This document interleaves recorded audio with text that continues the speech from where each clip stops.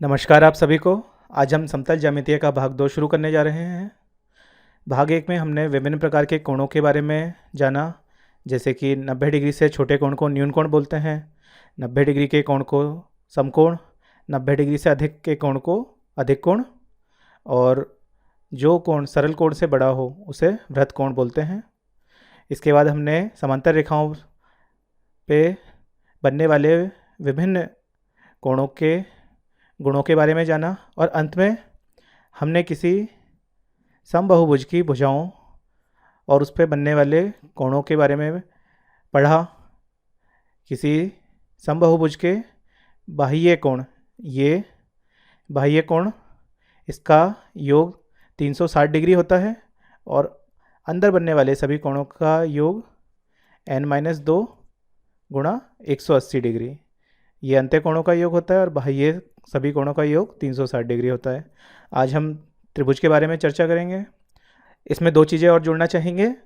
पूरक कोण यानी कि कॉम्प्लीमेंट्री एंगल, यदि दो कोणों का योग 90 डिग्री हो तो उन्हें पूरक कोण कहते हैं। जैसे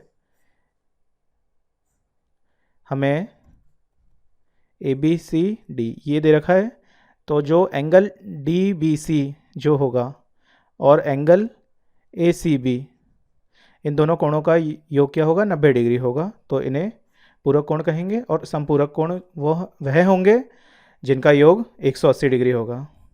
तो एक सरल रेखा पर बनने वाले दो कोणों का योग हमेशा 180 होगा, तो ये क्या समपूरक कोण कहलाएंगे। चलिए आज त्रिभुज शुरू करते हैं। त्रिभुज में आपको जो इसकी नामांकन का तरीका है वो आपको हमेशा याद रखना है।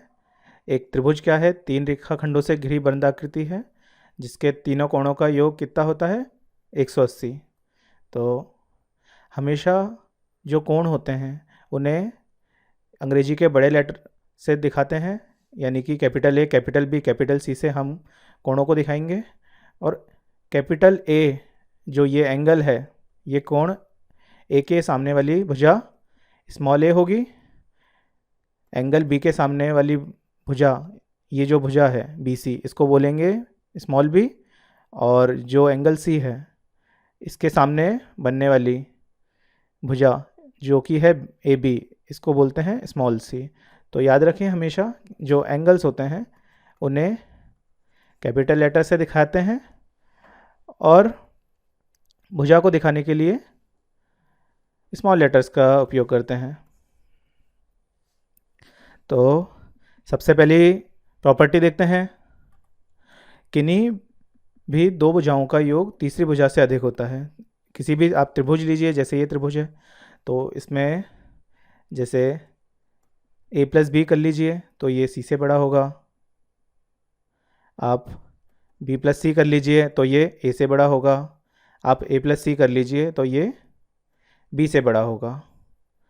तो इस प्रकार त्रिभुज जब भी बनेगा जब किन्हीं भी दो भुजाओं का योग तीसरी भुजा से बड़ा हो। मान लीजिए कि आपको दो भुजाएं दे रखी हैं, 3 सेंटीमीटर और 4 सेंटीमीटर, ये दो भुजाएं दे रखी हैं किसी त्रिभुज की। तो आपको तीसरी भुजा के बारे में ज्ञात करना है कि क्या होगा। तो आपको इतना पता है कि अधिक से अधिक जो होगा, मान लीजिए कि वो भुजा C है, तो बची हुई दो भुजाओं के योग के बराबर, यानी 3 और 4 7। तो जो आपकी भुजा होगी वो क्या होगी? 7 से छोटी होगी, और इन दोनों का अंतर यानी कि 4 में से 3 गया तो 1, तो 1 से 7 यानी कि 1 सेंटीमीटर से 7 सेंटीमीटर के बीच में आपकी भुजा होगी। जो तीसरी भुजा होगी त्रिभुज की वो 1 से 7 सेंटीमीटर के बीच में होगी। आपको यह याद रखना है। पहली प्रॉपर्टी क्या है? त्रिभुज के किन्हीं भी दो भुजाओं का योग तीसरी भुजा से अधिक होता है। तो आपको यह याद रखना है हमेशा। आगे बढ़ते हैं। मान लीजिए कि आपको कोई त्रिभुज दे रखा है ABC। यदि इसमें AB AC के बराबर हो, यदि AB AC के बराबर हो तो इस पे बनने वाले जो कोण होंगे, कोण B और कोण C, ये भी आपस में बराबर होंगे। यदि आपको दे रखा हो AB बराबर AC हो, ये इम्प्लाई करेगा कि जो एंगल ABC है वो एंगल ACB के बराबर होगा, यानी कि एंगल बी एंगल सी के बराबर होगा। अगली प्रॉपर्टी देखते हैं। यदि आपको त्रिभुज दे रखा है ए बी सी और सी भुजा को अपन ने आगे एक्सटेंड कर दिया, आगे बढ़ा दिया है, तो जो ये एंगल होगा सी, जो ये बाह्य कोण होगा इस त्रिभुज का, इसका जो मान होगा इसे 1 कह देते हैं। तो इस कोण का मान कोण 2 और कोण 3 के योग के बराबर होगा। यानी कि कोण 1 का मान कोण 2 प्लस कोण 3 के बराबर होगा। आपको ये भी प्रॉपर्टी याद रखनी है।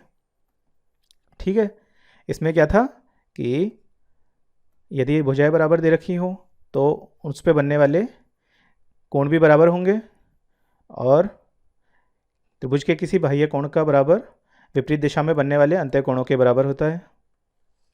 चलिए आगे बढ़ते हैं।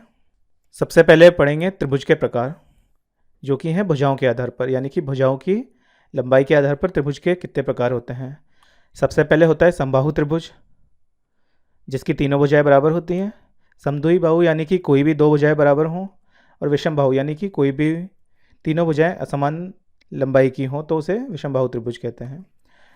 तो जैसे ये एक समबाहु त्रिभुज है, यानी कि इसकी तीनों भुजाएं बराबर होंगी, और समबाहु त्रिभुज में क्या होंगे, तीनों कोण क्या होंगे, 60 डिग्री के होंगे। ये कोण भी 60 डिग्री का होगा, ये कोण भी 60 डिग्री का होगा।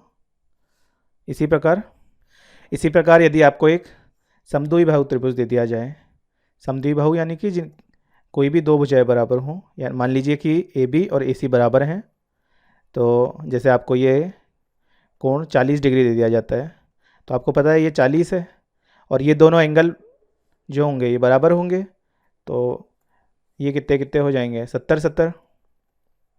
ठीक है, आगे बढ़ते हैं। अभी हमने देखा था कि त्रिभुज के प्रकार भुजाओं के आधार पर। अब हम देख रहे हैं कि कोणों के आधार पर त्रिभुजों को किस प्रकार वर्गीकृत किया जाता है। तो सबसे पहले होता है समकोण त्रिभुज। समकोण त्रिभुज यानी कि त्रिभुज का एक जो कोण होगा वो 90 डिग्री का होगा। ठीक है, तो एक कोण क्या होगा, 90 डिग्री का होगा, इसे बोलेंगे समकोण त्रिभुज। तो समकोण त्रिभुज में क्या प्रॉपर्टी होती है कि जो ए स्क्वायर होगा, यानी कि जो हाइपोटेनस, इसका जो कर्ण है, कर्ण की लंबाई क्या होगी, जो इसके परपेंडिकुलर यानी कि लंब का वर्ग प्लस इसके आधार का वर्ग किसके बराबर होगा, कर्ण के वर्ग के बराबर होगा। तो ये आपको सबको पता है, पाइथागोरस बोलते हैं इस प्रमेय को। तो समकोण त्रिभुज में ए स्क्वायर बराबर बी स्क्वायर प्लस सी स्क्वायर होता है, ये आपको हमेशा पता है। अगला होता है न्यून कोण त्रिभुज, यानी कि जिस त्रिभुज के तीनों कोण 90 डिग्री से छोटे हों, तो ऐसे त्रिभुज को हम क्या बोलते हैं, न्यून कोण।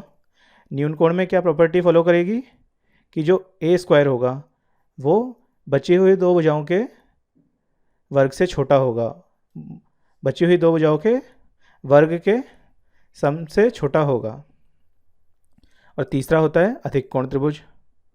अधिक कोण त्रिभुज में कोई एक भुजा की लंबाई का वर्ग बची हुई दो भुजाओं के लंबाई के वर्ग से अधिक होगा।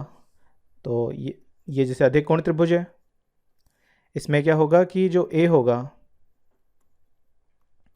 इसका जो वर्ग होगा बी और सी के वर्ग से के योग से ज़्यादा होगा।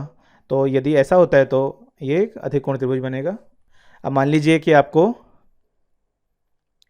3 साइड्स दे रखी हैं ट्राइंगल की। मान लीजिए कि आपको 3 भुजाएं दे रखी हैं, 4, 6 और 10। ठीक है, तो आपको बताना है कि ये कौन सा त्रिभुज बनेगा। अगर त्रिभुज बनेगा भी तो कौन सा त्रिभुज बनेगा।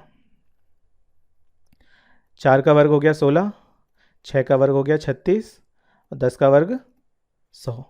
तो इन दोनों को जोड़ेंगे तो कितना आएगा, 52। तो 52 क्या है, छोटा है 100 से, यानी कि ये कैसा त्रिभुज बनेगा, एक अधिक कोण त्रिभुज बनेगा। ठीक है, अब एक हम इम्पॉर्टेंट प्रॉपर्टी के बारे में पढ़ेंगे कि जैसे आपको किसी त्रिभुज में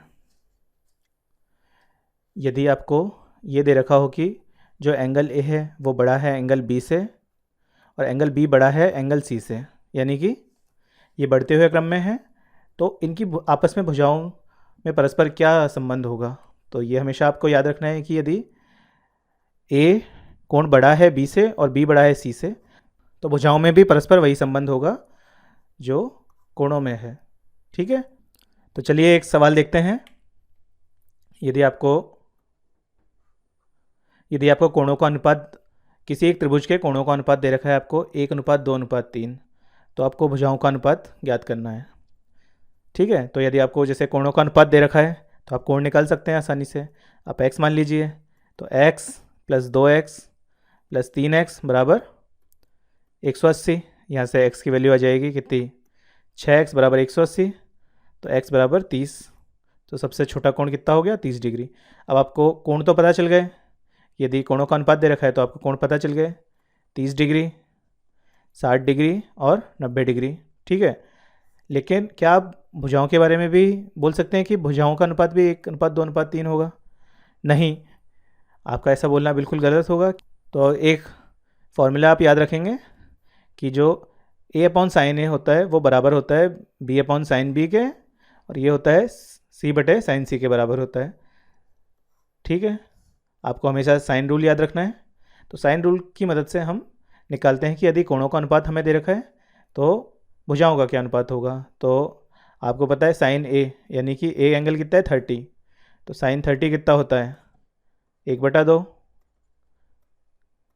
साइन बी 60 कितना होगा √3/2, और साइन सी यानी कि 90, साइन 90 की वैल्यू क्या होती है 1। तो यानी कि भुजाओं का